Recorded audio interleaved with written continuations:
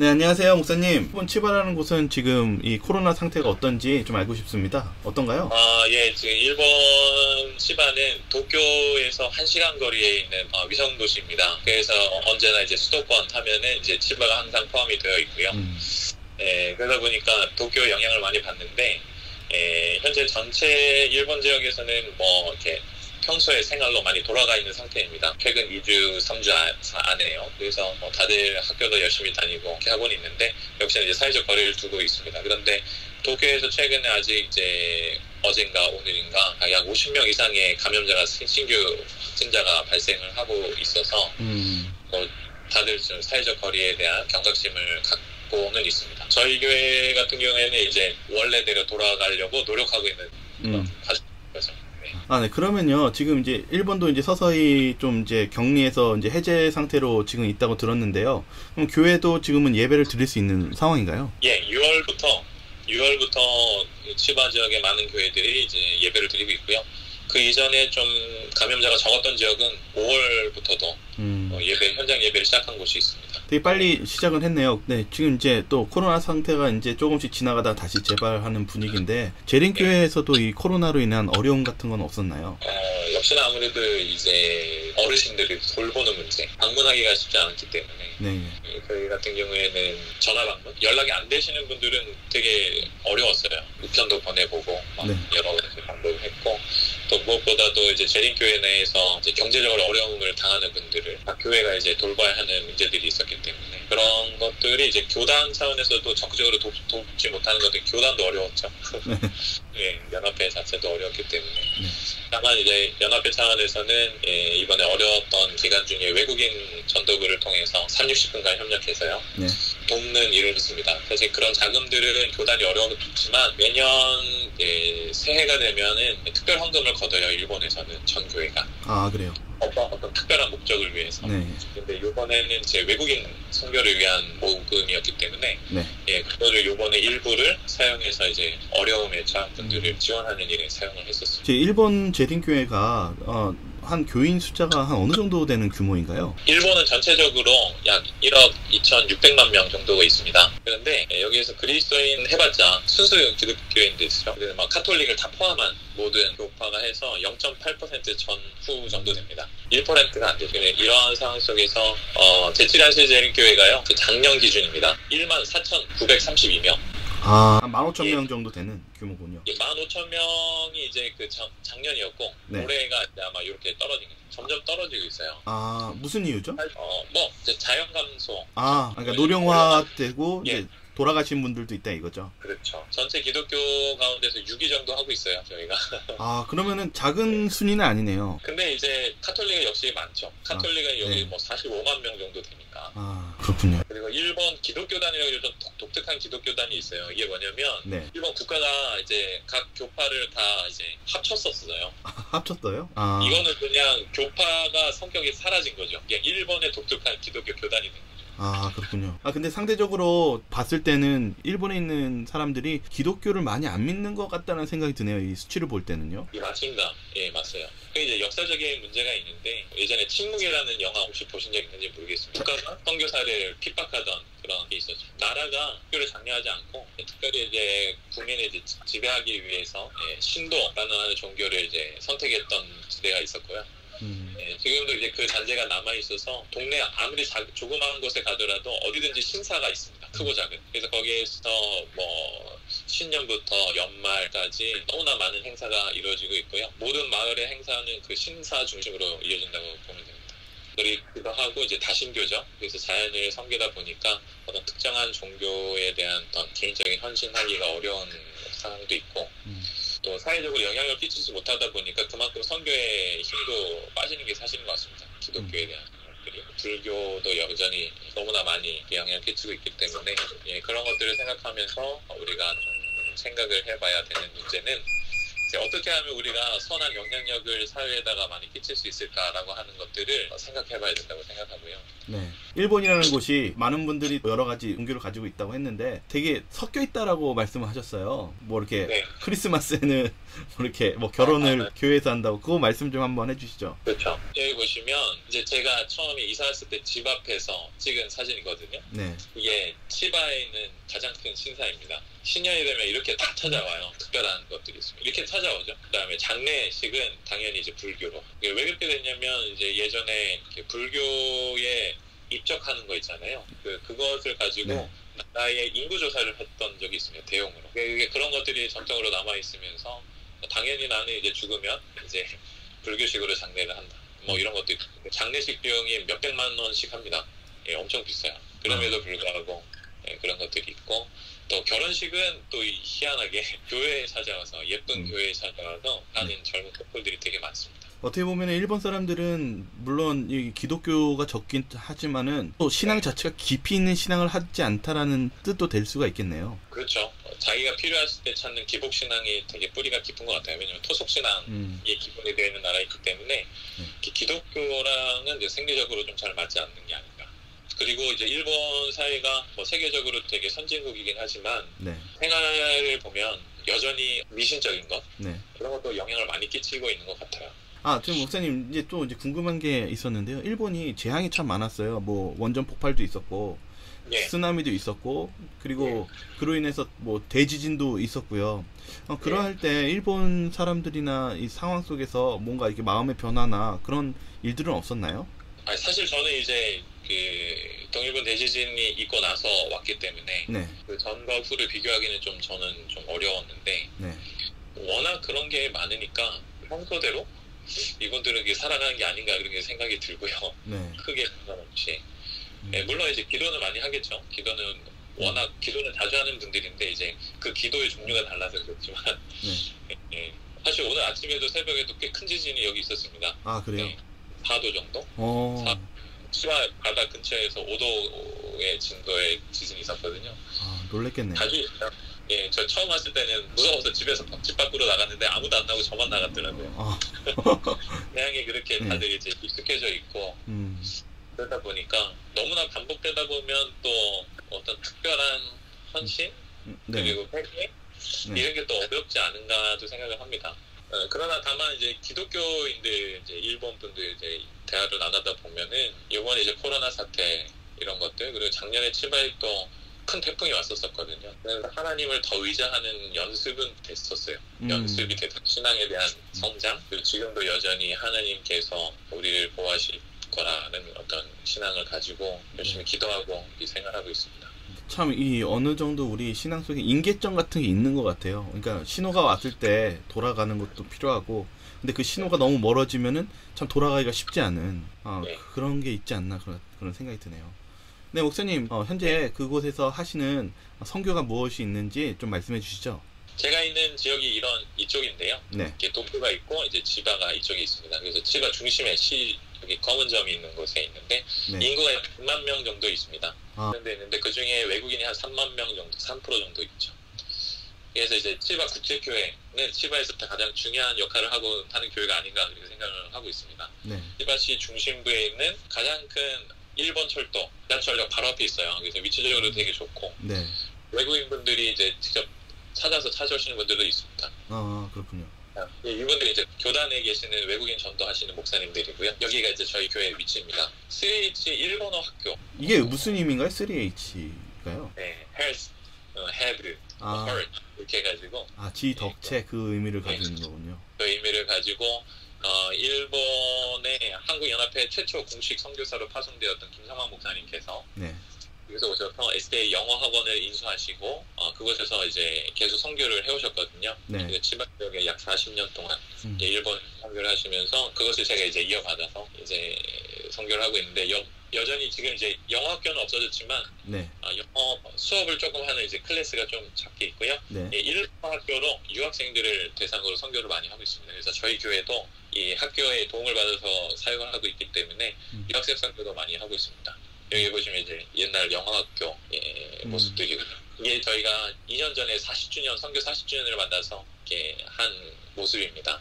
예배드리는 모습이고요. 외국인이 이렇게 오는 이유가 무엇인가요? 왜냐하면 일본의 취업이나 학교를 들어가기 위해서는 네. 기본적으로 어학 연수를 받아야 합니다. 1년이나 2년의 어학 코스를 밟는 과정으로 일본어 학원이 아니라 학교가 있습니다. 나라의 인가를 정식으로 받은 뭐 이제 공식 학교는 아니지만 학원 같은 개념으로 언어를 가르치는 학교가 있죠. 언어를 해서 언어도 준비하고 그 후에 졸업한 후에 졸업장을 가지고 취업을 하든지 학교를 진학할 수 있는 자격을 얻게 됩니다. 작년에는 200명 넘게 있었고요. 네. 올해는 코로나 사태로 인해서 사실 되게 어렵습니다. 신입생 절반이 들어오지 못했기 때문에 신입생 전부가 못 들어왔어요. 그래가지고 경제적인 어려움을 겪고 있지만 여전히 재학생들을 대상으로 선교와 수업 활동을 하고 있습니다. 이제 현재 지금 이제 모습입니다. 현재의 모습. 이쪽이 왼쪽이 학교 수업 모습이에요. 페이스 실드 하고 있죠. 시간이 튀지 않도록. 왜냐하면 회화 수업을 해야 되다 보니까요. 최대한 이렇게 거리를 띄우고 이렇게 하고 있고. 이게 어떻게 보면은요, 사실 신입생이 안 들어와서 경제적으로 되게 어렵거든요. 네. 지금. 네. 공간 확보가 됐습니다. 그런 부분에 있어서는 또 감사한데, 그러나 이 위기가 좀 길어지지 않았으면 하는 바람이 있어요. 좀 경제적으로 어렵기 때문에. 정말 그렇겠네요. 그래서 저희 교회가 사역하는 것들은 이제 어린이 사역, 유학생 선교를 위해서 학교가 초청한 학생 선교사가 있습니다. 학생 선교사는 뭐 하냐면 천명 선교사처럼 이제 여기 현지에서 선교를 하는 이제 외국인들인데 일본 학교에서 유학생 비자로 와서 학교가 서포트하면서 학교에서 일본어를 공부하고 함께 유학생들과 어울리면서 유학생 선교도 하고 또 교회를 서포트하는 그런 역할들을 하고 있습니다. 다양한 연령의 어르신들과 함께 선교도 하고 또 문화 전도도 합니다. 이렇게 국가별 전도도 가끔 했었어요. 필리핀을 위한 특별한 팀을 초청해서 필리핀 전도도 했었고 이거는 이제 공식 그냥 전도. 국제 교회다 보니까 일본어와 영어를 기본적으로 하고 있고요. 이렇게 전도회 후에 침례식 장면도 있고 이거는 이제 삼육대학교에서 침례했었던 장면입니다. 그리고 좀 이런 또 방문 봉사, 아니면 마사지 봉사. 지역 주민을 위한 초청 무료 음악회 같은 것들 다 이거 있고 마스크 손소독제 같은 걸로 요즘에 이제 지역사회 봉사를 좀 한국 교회에서 아이디어를 많이 받았어요. 네. 홋카이도에 계신 일본 목사님에게도 이렇게 아이디어를 전했더니 그것에 또 그걸로 많이 지역 주민들과 함께 교제가 될 수 있었다. 그다음에 저희가 2년 전부터 중점적으로 하고 있는 것은 미디어 전도 봉사를 하고 있습니다. 그래서 페이스북에 영어로 매일, 그다음에 일본어로는 일주일에 한 번 이렇게 말씀을 좀 녹음을 해가지고 이렇게 게시를 하고 있어요. 목사님, 그러면 또 이제 선교하시면서 그동안 있었던 일들 중에 혹시 기억에 남는 일들이나 그 에피소드 있을까요? 해외에 있다 보니까 유학생들 대상으로 하는 이제 봉사를 해야 될 때가 있어요. 특별히 이제 한국에 유학생이 찾아온 적이 있었습니다, 작년에. 근데 무슨 문제였냐면 수업 문제로 대학에 들어왔는데 처음에는 그런 게 없었는데 안식일 수업이 생겼다고 하더라고요. 그래서 같이 고민을 상담하고 기도하고 이제 가게 되었는데 2개월 뒤에 연락이 왔어요. 학기가 맞춰질 때가 되니까 대학은 3개월 정도면 끝나지 않습니까? 그래서 찾아갔는데 잘 해결이 되지 않는다. 여전히 그런 상황이 있었어요. 그런데 교수들 사이에서 해결되지 않은 게 불가항력적인 외부적인 요인에 의해서 해결됐다고 답이 왔어요. 그게 뭐냐면 작년에 치바에 직접 간다한 태풍이 있었거든요. 엄청난 피해가 있었습니다. 교인들도 교회도. 근데 되게 안 좋은 일이었지만 그것 때문에 학교에 많은 학생들이 안식일날 수업을 다 결석을 했다는, 희한하게 태풍이 안식일날 왔었어요. 계속 그랬는데 그 안식일날 온 것 때문에 다들 결석을 하니까 그거를 이제 결석 일수에서 그냥 제하게 되는 거죠. 그 수업 일수를. 그러면서 본인이 안식일날 빠졌던 것 때문에 위태위태했는데 약 71% 수업 출석률을 채워서 통과를 하게 됐다. 유급을 면했다. 그래서 하나님이 정말 희한한 방법으로 위기를 기회로 만들어 주셨다라고 하는 것도 함께 나눈 적이 있었고요. 최근에 것을 나눈다면 이제 코로나 때문에 전도도 못하고 사람을 만나지도 못하고 성도들의 그런 어떤 영적 케어도 할 수 없었던 그런 어떤 고민들 가운데 있었을 때 아직 침례를 받지 않은 젊은 대학생이 있었는데 다른 교회에 있다가 저희 교회로 나오기 시작했었어요. 근데 그 학생과 이제 성경 공부를 하면 어떠냐 이제 제안을 하면서 시작했는데 이제 코로나가 터진 거죠. 어떻게 할까 하다가 그럼 줌으로 하자. 이게 젊으니까. 그래서 이제 줌으로 하기 시작했죠. 그래서 일주일에 2번씩 꾸준하게 빠짐없이. 그게 어떻게 됐냐면 아르바이트도 하고 학생들이 뭐 안식일에도 막 활동이 많고 그래요. 일본이 저 학교가. 근데 그런 것들이 방해되는 것들이 다 없어진 겁니다. 그러면서 지금도 계속 매주 하고 있거든요. 그래서 지난주에 침례 결심을 했어요. 그래서 어제 나누기를 코로나도 힘들었는데 오늘 이렇게 하나님을 더 신뢰할 수 있게 되지 않았느냐 했더니 그렇다고. 이것이 이제 줌으로 성경 공부하던 청년의 모습입니다. 예, 그러다 보니까 항상 해외에서 어려움을 당할 때 특별한 방법으로 하나님이 이렇게 도와주시는 것들을 경험하게 됐어요. 뜻하지 않은 사람을 또 보내주시기도 하고, 이렇게 일본이랑 이제 접촉하기가 어려운데 준비된 사람을 보내주시는 경험도 많이 하게 됩니다. 그래서 일본인이 전도가 어렵다라고 하지만 그 가운데 구원받기로 준비된 사람들이 있다는 걸 제가 느꼈거든요. 그러니까 전도가 어려운 지역이라고 해서 전도를 포기해서는 안 되고, 하나님이 어떠한 방법으로 인도해 주실지를 이제 믿고 기다리면서 자기가 할 수 있는 일을 찾아가는 것이 지금 이제 일본 전도의 하나의 비결이라고 생각을 하고 있습니다. 물론 이제 필리핀이나 아프리카처럼 몇십 명이 몇백 명이 침례를 받는 일은 아직은 없지만, 언젠가 이것도 참 하나님을 알게 된다면 다들 자기가 지금까지 믿어왔던 것들에서 돌아설 수 있는 큰 개혁의 날이 있지 않을까 생각하고 있습니다. 메말은 일본이라고 이야기를 시작했는데 그래도 네. 이렇게 영혼들이 있다는 것 자체는 정말 하나님이 계획하시는 어떤 계획이 있는 것 같습니다. 예, 정말 그렇습니다. 네, 우리 외국인 교인들하고 또 일본의 옛날에 선교를 받아서 교인이 되신 분들과 함께 여전히 하나님이 많은 영혼들을 보내주십사 하고 기도하고 있습니다. 네. 이번에 경험하면서 느낀 거는 이렇게, 제가 제일 좋아하는 것이 인생의 모토로 삼는 성경절이 잠언 16장 9절입니다. 하나님 마음으로 자기 일을 계획할지라도 그 걸음이 인도하는 자는 여호와시니라. 그래서 어려움 속이지만 그곳에서 하나님이 역시 일하고 계시고, 또 나에게는 힘든 불행이라고 생각할 수 있는 상황 속에서 또 그것을 역전시키시는 하나님. 그래서 하나님의 생각은 우리가 다 헤아릴 수 없기 때문에 항상 주 안에서 기뻐하라 감사하라 했던 사도들의 말씀이 저희와 같은 경험을 먼저 했던 믿음의 선조로서 할 수 있었던 이야기가 아닌가 생각을 하고요. 저희도 후에 또 다른 우리의 선교 신앙의 형제들에게 이렇게 자신 있게 살아계신 하나님을 또 얘기할 수 있었으면 하는 바람이 있습니다. 사실 기도 제목이 있어요. 네. 특별히 이제 일본의 정부 지도자들, 네. 연합회 각 교회 지도자, 특별히 일본 교회가요. 네.